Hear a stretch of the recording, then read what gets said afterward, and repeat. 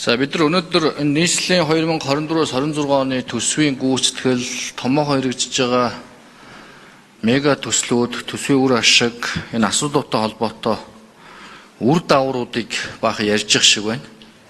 Их хурлын гишүүд асууж, нийслэлийн төлөөллүүд холбогдох газрууд нь хариулж байна. Тэгээ бид нар бол энэ асуудлыг ингээд үр дагавраа талаас нь нэг удаагийн шин чанартай унтраах юм шиг яриад бол юу ч шийдэгдэхгүй. Өөрөөр хэлбэл энэ хэдэн мега төсөл дээр асуудал гарлаа гэд авилгалаа тэмцэх газар нь байна уу, аудит нь байна уу, хяналт шалгалт хийгээд нэг хэдэн төрлийн албаа хаагчид хэдэн хүмүүсээ туг дахиад золиол дуусна. За би нэг яагаад хэлж байгаа нөхөр би нийслэлийн иргэдийн хурлын төлөөлөгчөөр, хаанвал дүүргийн иргэдийн хурлын төлөөлөгчөөр 2024 онд 4 жил ажилласан.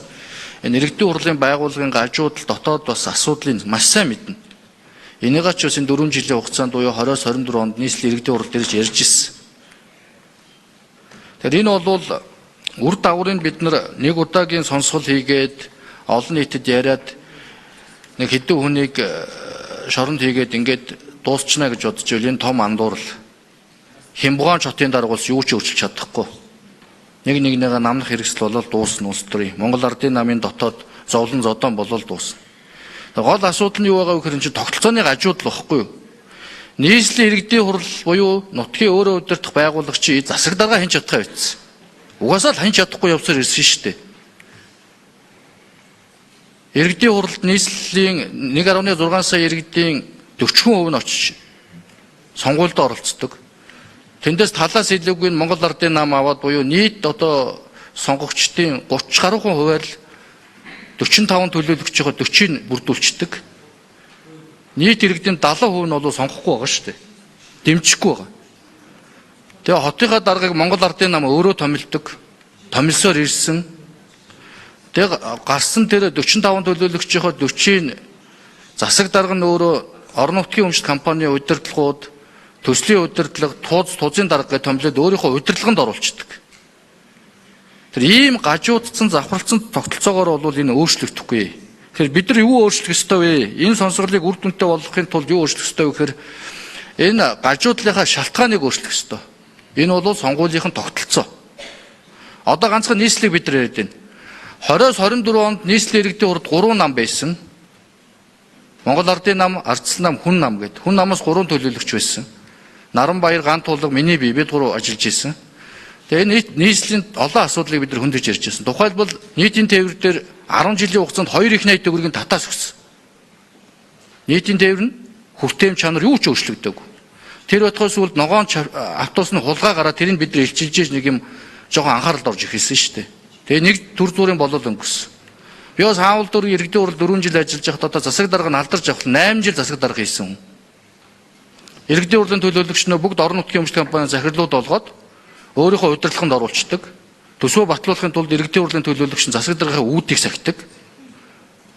Нөгөө талдаа тэр нөгөө намынхаа хорооны дарга нь.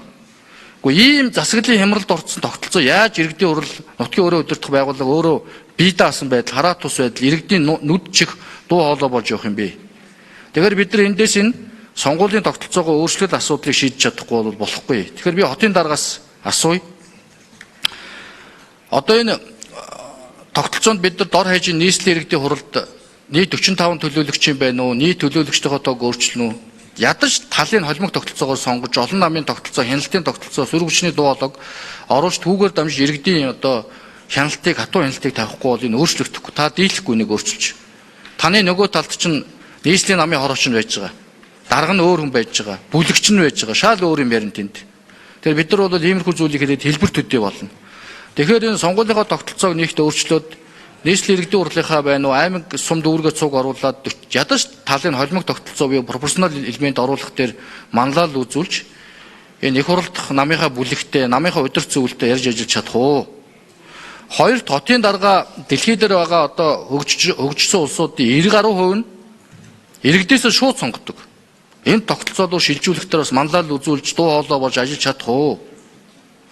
Гуравт иргэдийн хурлынхаа төлөөлөгчдийг өөрийнхөө засаг даргынхаа шууд удирдлаганд ор төсөв мөнгө болоод бусад хараат байдлаасаа гаргаж бие даасан хараат ус байдлаар ажиллуулж чадах уу? Энэ тогтолцоог өөрчлөөгүй цагт өнөөдрийн яриад байгаа таны мэдээллийн нийлт тод болгон засаглалын сайжруулна гэдэг байгаа зүйл бол төр зүрийн зүйл. Нэр төдий зүйл юу ч өөрчлөгдөхгүй. Тэгэхээр дараагийн аль шатны засаг дарга нар нь одоо байгаа явж байгаа системээр иргэдийн урлагийн төлөөлөгч буюу өөрийгөө хяндаг төлөөлөгчдөө өөрийнхөө удирдлаганд оруулсан цагт бол дураараа дургаж, дунд чөмгөрөж жиргэнэ. Тэгсээр ирсэн, тэгсээрч байх болно. Тэгэхээр энэ асуудлыг манлал үзүүлээд намынхаа системээр гэсэн үг шүү дээ. Мэдээж иргэдийн уралдаанд хуулийн өөрчлөлт явах санаачлага хууль эргэсэн болцсон байхгүй. Ингэж ажиллаж чадах уу? Тэгээгүй цагт бид нар нэг хэдэн төслийн гүйцэтгэл үр ашиг, хяналт, эрэмб, төсөв төртгөн өндөр нам байна гэдэг зүйл яриад нэг удаагийн л үзэгдэл болж дууснаа. Тэгэхээр үр дүнтэй болохын тулд энэ дээр нэг тодорхой хариулт авчаа тэгээд тодруулъя. Баярлалаа. За эрх зүйн шинжилэл бол тэр чигээр улсын хурлд бүр ирэх нь байгаа. Та бас сая хэлээ нийслэлийн төлөөлөгчдийн хурлд бол энэ ирэх нь байхгүй. За одоогоор сонгогдсон 45 төлөөлөгч бол яг өнөөдрийн Монгол улсад мөрөгдөж байгаа хууль журмын дагуу иргэдээсээ сонгогдоод ирсэн ийм л 45 төлөөлөгч шүү дээ. Ганцраг гишүүн та битэрч 20 онд яг энэ хуулиар ингээд сонгогдоод орж ирж байсан. Хуулийн дагуу юмнууд явж байгаа. Ер нь бол яг хөө цаашдаа бол энэ Монгол улсын засаг захиргаа нутаг дэвсгэрийн нэгжийн тухай хуулийн шинжил хэрэгтэй юм байл. Нэг талдаа иргэд сонгогчид төлөөлөгчийг бол төлөөлөгч чигээр нь бас ойлгохгүй нэг тал байдаг. Гүйцэтгэх засаглалын төлөөлөл юм шиг. Нэгдүгürt энэ ойлголтыг тодорхой болгох шаардлагатай. Хоёрдугаарт нэгэнд иргэдээс сонгогдсон болвол бас ажиллах боломжоор нь бид нар хуулиар хангаж өгөх шаардлагатай байна. Ямар ч төсөв байхгүй, зарцуулалт байхгүй төлөөлөгч иргэд иргэддээ очиод нүрэ хийх газаргүй болдог. Тэгээ иймэрхүү асуудлаас болоод л одоо бидний ярьж байгаа нөхцөл байдал үүсэж байгаа шүү дээ. Гол шалтгаан нь. За миний хувьд бол ямар нэгэн хувийн ашиг сонирхол байхгүй учраас энэ зүйлүүдийг шинжлэх тал дээр бол хатуу байр суурьтай байж чаднаа. Хамгийн эцсийн эрх нь бол улсын хурал дээр байж байгаа. Хот тосгоны тухай хууль дээр одоо энэ засаг даргыг бүх нийтэд сонгох тухай заалтууд мөн хэрэгжээд л одоо ярилцаад хэлэлцэгдээд явж байгаа. Тэгээ улсын хурлын гишүүд маань бас энэ дээр анхаарч байгаа баха гэж ингэж бодож байна. Өнөөдрийн бас сонсуулгыг үр дүнтэй болгохын тулд бид нар үр дагавраас илүүтэйгээр миний хэлээд байгаа санаа бол учир шалтгааныг бид нар шийдэхгүй л болохгүй. Иргэдийн урлагийн төлөөлөгчдийн асуудлыг би бас маш сайн мэднэ. Зовлонг иргэдэд төлөөлөлөд ажилдаг, ажиллах орон зай, ялангуяа төсөв мөнгөн дээр тойрогтой шийдэх асуудлууд нь хязгаарлагдмал. Тэгэхдээ иргэдийнхээ урлын төвшөнд тэр төсөв мөнгөний шийдээд явах тал дээр иргэдийн урал нь өөрөө шийдвэрээ гаргаад явах бүрэн боломжтой. Одоо тэр тухайн төлөөлөгчдөө оруулж ирж байгаа санал үндэслэлтэй байх юм бол төсвийн шийдээд явах юм боломжууд нь байж байгаа шүү дээ. Миний хэлээд байгаа санаа бол иргэдийнхээ урлын төлөөлөгчдийг бие даасан хараат ус хүчтэй засаг даргатай хяналт тавиад явах боломжийг нэгт бүрдүүлэхгүй бол энэ асуудал шийдэгдэхгүй. Засаг даргаасаа хараат иргэдийн урал яаж бие даасан шийдвэр гаргаж чадах, яаж иргэдэд төлөөлж чадах. Энийг дэмжиж өгөх гэдэг. Иргэдийн урлын төлөөлөгчнийхөө тэр бие даасан байдлыг л дэмжиж өгөх гэдэг. Нөгөө талдаа ийм байдал байхгүй явж байгаагаас болоод энэ зах самбараагүй том төсвийн тэлэлтүүд одоо нийслэл дээр гэдэгт чинь 16 төсөл 29 их найд төгрөгийн өртөгтөө. Энэ зориулаад 2.5 их найдын бондыг засгийн газар 2 тогтоол, өхөрлөө 1 тогтоолоор гаргаад авцсан. За тэгээд төсвүүдээ энэ батлагтай анханаас нь мега төслүүдээ тухайн төслүүдийн эдийн засгийн үр ашиг, нийгмийн нөлөө, байгаль орчны нөлөө гэд олон асуудлуудын тооцоо судалгаанууд нь бас дутмаг. Ийм байдалтай гаргаж явах дуг иргэдийн урлагийн төлөөлөгч нар чинь энэ дээрээ дуу хоолой нь болоод хяналт шаардлага тавиад явж явах хэрэгтэй байхгүй. Ийм юм байхгүй байгаагаас болоод л энэ том асуудлууд чинь нөгөө нэргсэн хойно хашгируу хүчээр явсныхын дараа бид нар үр дагавартаа зурлалтаад байгаа. Тэгэхээр эхнээс нь бол энэ тогтолцоог зөв болгохын тулд энэ рүү чиглэлэхээр Монгол ардын намын л манлайлалж чухал. Энэ бол нийслэлийн иргэдийн 45 төлөөлөгчийн асуудал биш шүү. Дүүргийн, аймгийн иргэдийн урлагийн төлөөлөгчдийн асуудал биш. Олон холоод явж байгаа Монгол ардын нам энэ асуудлаа нэг гажуудлаа нэг засахгүй болохгүй. Их хурал дээр бол овоо 24 онд бас засаад 126 гишүүнтэй болж 5 нам өвчл ороод тодорхой хэмжээнд олон ургуулж үзэлтэй олон асуудлууд дээр бас тодорхой байр суурьуд нь зөрдөг. Тэрэн дээрээ бас үндслээ тайлбарлаад хянаа шалгаад явдаг, хяналтын сонсголууд явдаг, оюутлын сонсголууд явдаг, ингээд зөв голдролуугаа орж штэ. Төр зур харахаар ингээд төр бужигнаад байгаа юм шиг мөртлөө цаашдаа эргүүлчих гээд оролдоод байгаа оролдлого гэж энийг нөгөө талаар нас ойлгож болно. Тэгэхээр энэ рүү л бид нар өөрчлөлтөөр бас онцгой анхаарч ажиллахгүй бол эцсийн эцэд яадаг вэ гэхээр ажил хийсэн, тэр ажлыг хийж байгаа, тэр төслийг хэрэгжүүлж байгаа төрийн албан хаагчд нь байна уу, төлөөлөгчд нь байна уу, хувийн компаниуд нь байна уу, бас зөв зүйлийн төлөө явж байгаа хүмүүс зөндөө байгаа. Бас хохироод үлддэг.